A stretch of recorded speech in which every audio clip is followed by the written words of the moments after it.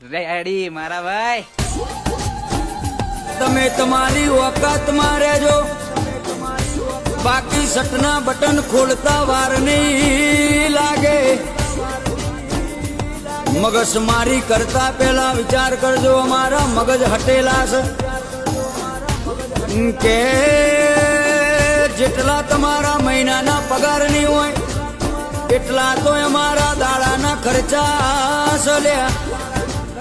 હોમું પડતા પેલા વિચાર કરજો બેટા. બાપ બાપ હોતા હે, બાપની બરાબરી ના કરાય. આ તો મા બાપની થોડી મર્યાદા નડી જાય છે, બાકી સમાધાન અમે કરતા નથી.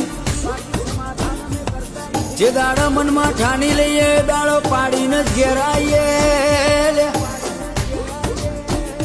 એટલે વિચારીને મારા હોમા પડજો, એમની હોમા ના પડતા.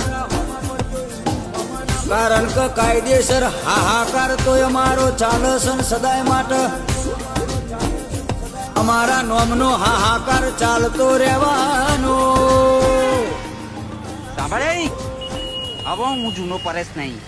પેલા જે મારા 250 રૂપિયા લીધા એ આલી દેજે, બાકી ઘરે આવીને મારીશ. માગતા નહીં એટલે હાલવાનું નામ નહીં લેતા, મોકલાઈ દેજે. બાકી પરેશ કોઈના બાપથી બીતો નહીં. મુક ફોન. ગજબ